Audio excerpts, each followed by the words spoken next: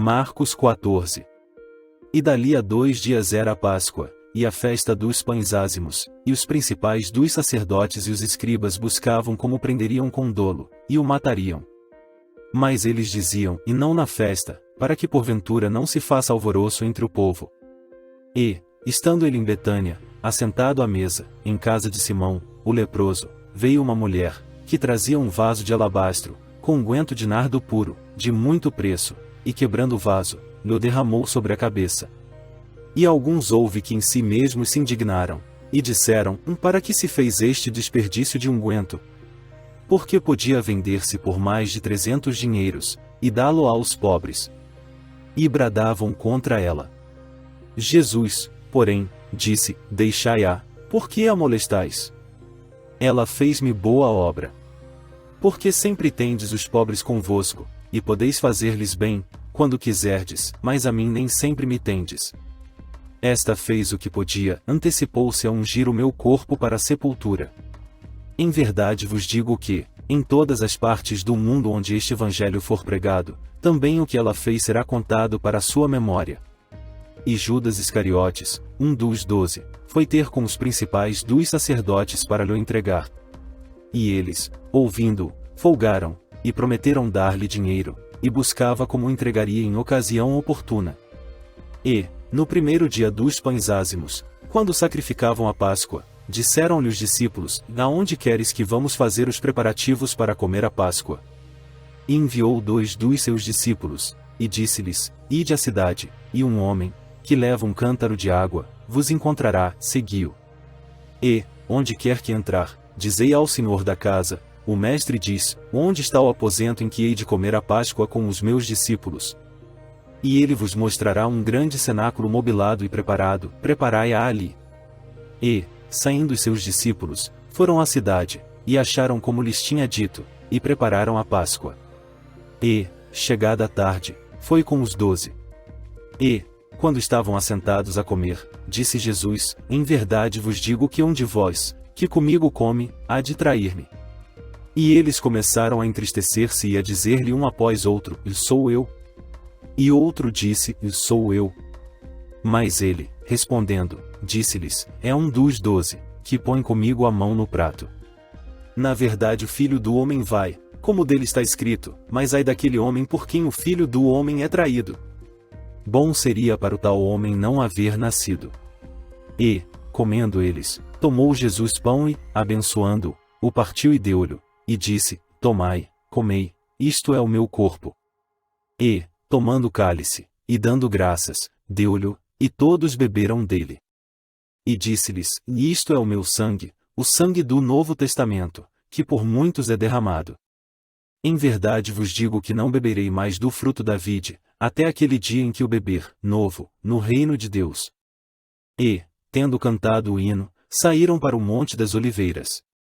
E disse-lhes Jesus, todos vós esta noite vos escandalizareis em mim, porque está escrito, e ferirei o pastor, e as ovelhas se dispersarão. Mas, depois que eu houver ressuscitado, irei adiante de vós para a Galileia. E disse-lhe Pedro, e ainda que todos se escandalizem, nunca, porém, eu. E disse-lhe Jesus, em verdade te digo que hoje, nesta noite, antes que o galo cante 2 vezes, 3 vezes me negarás. Mas ele disse com mais veemência, e ainda que me seja necessário morrer contigo, de modo nenhum te negarei. E da mesma maneira diziam todos também. E foram a um lugar chamado Getsêmani, e disse aos seus discípulos, assentai-vos aqui, enquanto eu oro. E tomou consigo a Pedro, e a Tiago, e a João, e começou a ter pavor, e a angustiar-se. E disse-lhes, a minha alma está profundamente triste até a morte, ficai aqui, e vigiai. E, tendo ido um pouco mais adiante, prostrou-se em terra, e orou para que, se fosse possível, passasse dele aquela hora. E disse, Abba, Pai, todas as coisas te são possíveis, afasta de mim este cálice, não seja, porém, o que eu quero, mas o que tu queres.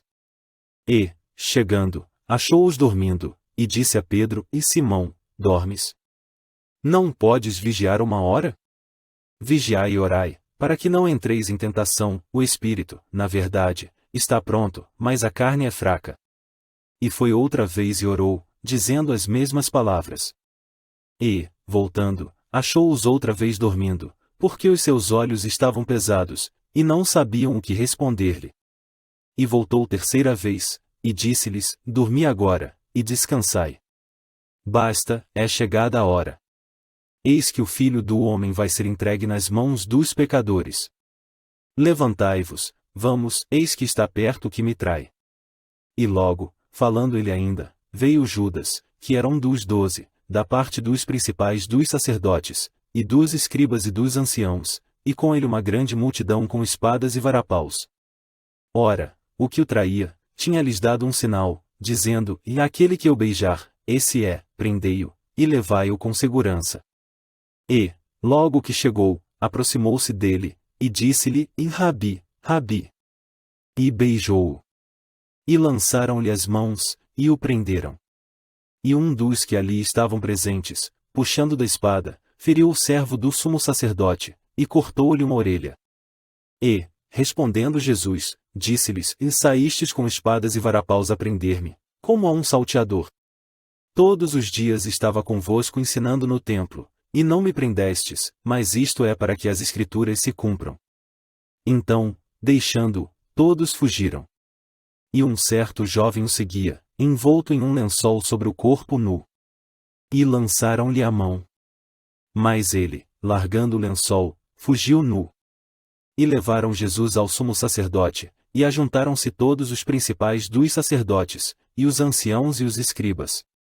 E Pedro seguiu de longe até dentro do pátio do sumo sacerdote, e estava sentado com os servidores, aquentando-se ao lume. E os principais dos sacerdotes e todo o concílio buscavam algum testemunho contra Jesus, para o matar, e não o achavam. Porque muitos testificavam falsamente contra ele, mas os testemunhos não eram coerentes.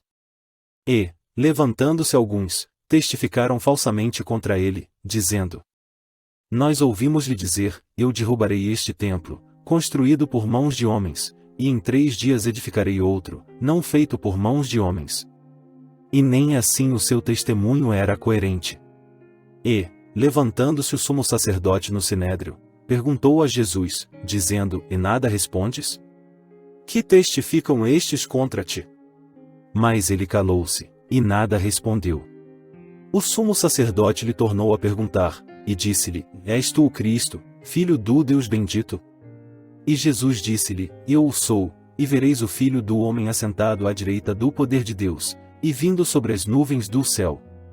E o sumo sacerdote, rasgando as suas vestes, disse: Para que necessitamos de mais testemunhas?